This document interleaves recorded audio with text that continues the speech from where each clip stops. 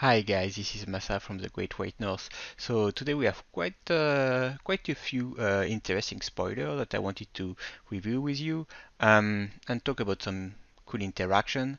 So first, like today I'm gonna talk mainly about Oldim, the grandfather of Eternity. Uh, like when you play Bravo, what you want is blue because his ability costs 3 blue, and you need also blue to activate either the Winter's Whale or if you want to use Anotos. So you need a lot of blues. In Bravo I play like 42 and I go down to like 36, 37 if I want to put a lot of defense reaction. And you need blue that defend for 3. You don't want any blue that defend for 2 for control deck. So what did we get today that is new? Uh, so we got this amazing card, Pulse of Isenloft. Because like if you remember my video yesterday, I was saying, okay, this once per turn defense reaction is amazing, but if you want to stop like damage and get the discard card, which we typically like using one card to get 2 cards out of their hand, an ultimate 2 for 1, you will need a card that is Earth and Ice, and we got this card, and it's also an amazing card because that's a defense reaction that block for 6, that costs 2, and that is a blue. Perfect. The only thing is that legendary, so that really sucks. The effect, that's nice. I mean, it makes all your ice, earth, and elemental action card have +1 defense while defending this turn. So I mean, if you play it, that's gonna boost your defense. So it's like you're following a blocking card, so your 3 become 4. So that's already good. But I don't want to use it. I want just to pitch it to all demons. The thing is like, I don't know if we will have cards that allow us to shuffle, but with Bravo we don't. But like you can see your deck, and after because if I play Oldin, I want to fatigue the opponent. I want to play like the really long game. And then this card, I mean, if you can play it like at the end, you can just have this and like uh, just one more blue and hammer and do that. I mean, I love it. And if we compare to the other defense reactions that we have staunch response. This is very similar. That's a blue, it costs 2, but it blocks 5. Where this one blocks 6. And like I said, the really big drawn to this guy is like it have ice and earth. And I think the little bonus for the +1 defense is just a little cherry at the top of the ice cream. I think most of them I would prefer to keep this as a pitch. But like this is an amazing card. And what is even more amazing is that because it costs 2, I was thinking like we have this rampart the ram's head. You have to pay 1 to use it to block for 1. And that's the same trouble with footstep. Footstep, you don't want to spend a card to block 1. You want to use it to like either use soul shield or make a spectral shield. But now we have as if you have 2 cost defense reaction, that's amazing because then you pitch a blue and you can do both the shield and the defense reaction. So there is everything makes this card amazing. That really make it legendary. And we have to remember there will be one more shield. I mean, obviously you see in the art that it's a shield with a blue stone, but also on the Fab web page they say Oldim has stood the test of time, as old as the eternity itself. He has endured many a grim battle with the head of his legendary shield, Stalagmite, Bastion of Isenloft. No idea what it is. Most likely, I would say a majestic shield. Hopefully, it puts some frostbite. And next, we have the big reveal of yesterday. Earth of Ice, which is a legendary equipment. It has Blade Break 1, which is really not what you want to see for a control deck. Because Blade Break, you block 1 time, it's broken. It have Arcane Barrier 1, which is very interesting. Because like right now, if you play Bravo against Kano, well, you put another Rob. So that just by that's an upgrade. And the ability is once per turn action, pay 1 resource, card and activated abilities cost opposing heroes an additional resource this turn, and go again, obviously. So I was thinking like, eh? So like, what that make like? How is it useful? So I was thinking, okay, first, like, okay, let's compare it.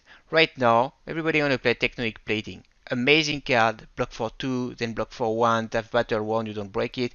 You need it because you need to pitch, while Seismic Surge are huge for all your mass with your Guardian deck. But also, you most of the time, if you play Anotos, you want to pitch 2 cards so that Anotos attack for 6. You can do the same with Earth of Ice, but like the block, like typically Earth of Ice doesn't block. I mean, block 1 and it breaks, that's really bad. Battle 1 block for 3 and it's still there. But if you compare it to Null the Rob, then that's a huge upgrade. And if we think about, like, which cards and activated abilities this can stop, it can stop only things that your opponent do during your turn. So there is not that many. If we think about it, that's gonna be a defense reaction, typically like unmovable or flick flack, soul shield. But I mean, right now the meta doesn't play so many defense reaction. I mean, it makes things like Prism. It's annoying for Prism because they can't really play Aura during your turn. It make Kano cry, but I mean, every ice card make Kano cry anyway. So I think it's just like beating a poor baby on the floor already. So I don't really, I was looking at it and I was, where does it fit? Like, do we need that? Right now, the enemy is Chain. Chain doesn't play defense reaction, doesn't do anything to your turn, and you just have Carrion Husks that just block everything. So, like, this is completely useless. I would prefer much more Seismic Surge where I have more resource to do more stuff during my turn, and to block more for those, like, on hit effect when they do, like, Shadow Puppetry or Command and Conquer. But if you think a bit more, we don't really know what the next metagame will be. And that brings me to think, maybe we're going to go to a more control metagame where, you're happy to just pitch something to Earth of Ice, pitch a blue to Anotos, attack for 6. And it's not only that. I'm thinking, well, what if everybody's playing Bravo or Oldhim? Then Earth of Ice becomes very good and very bad. Like Tectonic Plating, because it blocks 2, that's much more relevant against Bravo when they dominate. However, if you want to be more offensive, this card can bypass all the defense reaction and really tax the opponent card's hand. But I don't know if it's really, like, I don't know, for me, if I play Guardian, I want to control, I don't want to be aggressive. But I think this is more like an aggressive card when you want to actually sideboard into an aggressive position, otherwise you would play plating. But we have to remember that we don't know exactly what the last hero is. And it could be something like Kano, it could be an Earth Mage. I mean, I think it's a Druid, but it could be an Earth Wizard. We just know it's going to be Earth and most likely Lightning, and it could do things during your turn, like Kano like to do. So in that case, then Earth of Ice become very good. So everything, but this is more like an offensive card where everything about Ice is really defensive. That's why I'm not sure what to think about it. And then we have Oaken Old. So it's a Earth and Ice fusion. We didn't see much Earth, so right now I will just like look at it like, alright, is it powerful? Yes, it's super powerful. It costs 3, you attack for 7 if you didn't fuse. So if you just do that, that's very bad. I mean, a card that costs 3, but that's not horrible. They're still okay. If you fuse, though, that become like amazing because you get +2 dominate, and if it hits the enemy, put 2 random cards from their hand on the bottom of their deck in any order, which is even better than Crippling Crush with Bravo ability, which would cost 9. So that's like a 9 cost card almost that costs just 3. But you need to fuse with Earth and Ice. And right now there is only one card that do both. And we will see at the end of this video. I showed the Ice card. There are not that many. We didn't see much of the Earth card. I think that's going to be really hard to pull out. Is it worth playing it? Maybe. It's just like, I don't know. It looks a bit, like Christmas scenery. Like, if everything go well, that's a wonderful card. Next we have mulch, which is exactly like a disable, except obviously it's better because you just need to hit, and it costs 4 instead of 5, but you have 1 less attack. But the good thing is, I really hope they're going to be a blue, and then you have a blue that blocks 3. That's good for any Bravo deck. I mean, this card is only for the Elemental Guardian, so you can't put it in Bravo deck, but that's really good. But it's Earth Fusion. We have to see. I don't really grasp what Earth mean. For me, it's like kind of like attacking more and defending more. But if it's just that, I'm not really interested into that. And then I would just prefer disable. If you can't fuse that, this card is bad. Then we have Thump, and I think this is more like a card for limited. I mean, while Thump attack is greater than its base attack, it has Dominate. Yeah, okay. But if it hits though, they discard a card. But that's still only 6 for 4. That need to be boosted. I mean, I think that's a good limited card, but I would not put it in a deck. Then we have Unbolden. This, I don't know. I think that might be really cool in limited. But in constructed, like I said, it's a blue that blocks 3. Most of the time, it's a blue that blocks 3, you put it in your deck. I think it costs 4, which is huge. And what does it do? It have go again. When unbolden, enter the arena if you control another non-token aura, draw a card.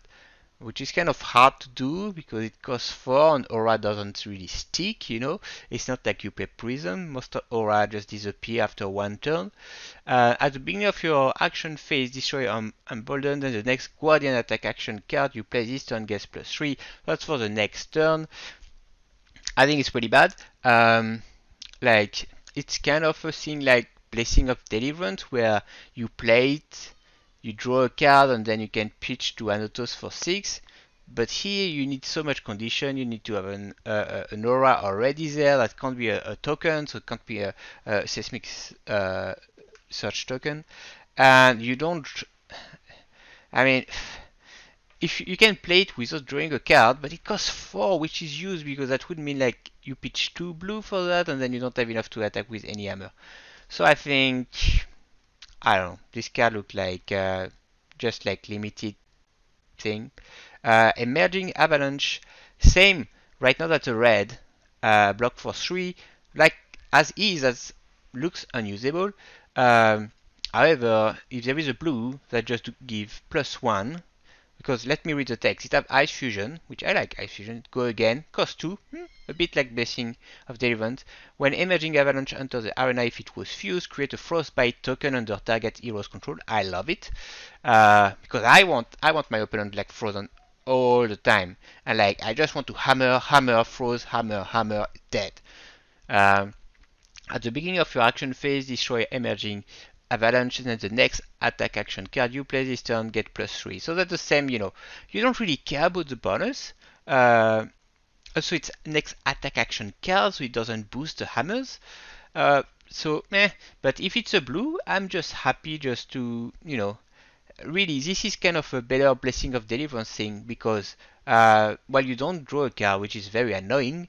But if you have 2 blue and this in your hand, well, you have a nice turn because you can play that, make a Frostbite token. I mean, like, as long as you don't like make your deck less good, as long as it's just a blue and you don't, I mean, you would never play red. Like, I mean, it's like Emerging Dominance is like almost never played, and that's the effect is almost the same except the Frostbite. It gets +3 plus Dominance, and still it's not played because that's just bad. You want maybe like 2 or 3 red in your Guardian deck. I don't know. Apparently, like the cost looks a bit lower for Oldhim, so I think that's gonna be easier. But still, like this is just like maybe some blue.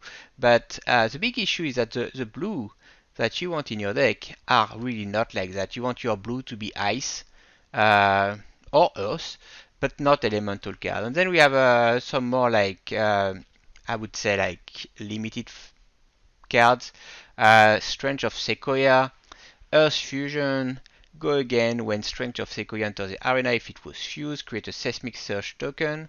That's kind of interesting.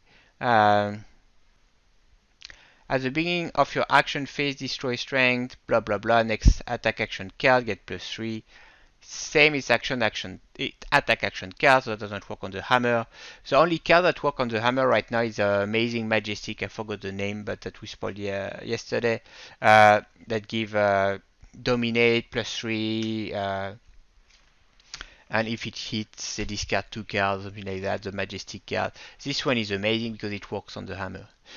So this is like, also like, the Earth card that we saw so far, they are not that amazing, so I'm not interested in putting Earth card in my deck. We did get Evergreen today, so that's a 3, attack for 7, and it's exactly like Drone of Brutality.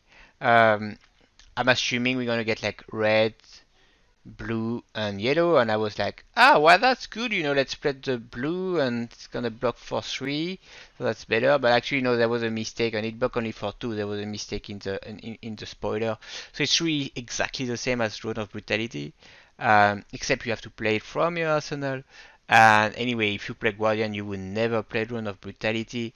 So, but it have the Earth trait. So like I say, if you want to make an elemental deck, I would say you would need like at least 20, either Earth or Ice, depending on what you want to do. And I look at all the Ice cards that have been spoiled so far, and I think, I don't know, obviously we didn't see all of them, but we saw, I think they spoiled a lot of cards, so maybe we are near the end. And I found only 6, including the amazing Pulse of Isenloft, but that's a legendary, so you can have only 1. Frostfang, which is an okay card. Block for 2, I don't want it. Even like if it's a blue, like I want blue that block for 3 that are ice. Right now, so this is no. Pulse, well, that's a different reaction. So that's amazing, but you get only 1. Amulet of Ice. This is a card that I really like. It doesn't block at all, so maybe if you really abuse holding ability, those in blue, even if they don't block, could be useful. But I would still prefer they block 3. We have Winter's Bite, which I like. Because you play it and typically they have to discard a card and it have to go again. Even if if there is a blue, I'm assuming there is a blue, and that if it's a blue, they will have to pay 1 resource, which is the same, like paying 1 or 3. It's pretty much the same, because otherwise they will just discard a card. This can be good, but same block 2, Wave Ice, block 2, and it's just like boosting an attack. I'm not really interested by that. The only one that block for 3 is Winter's Grasp, and this is a very bad card, but it's a blue that block for 3. So most likely, that's gonna be the limitation in those Ice Guardian deck. It's like, do we have enough Ice card to play all those cool fuse effect and to have our armor triggered? So yeah, that's all for the spoiler today. I hope you liked the video. Please put your comment below. I'm trying a new style today. Remember, there's a code MASA. You put MASA, and when you order at Affinity, you have 5% off any purchase, and Infinity have a bunch of bundles for pre-order for first edition of Tales of Aria. So excited to see what come tonight. We most likely gonna see the last hero. I think we are kind of done with Guardians. They will not spoil that many cards. But yeah, see you tomorrow.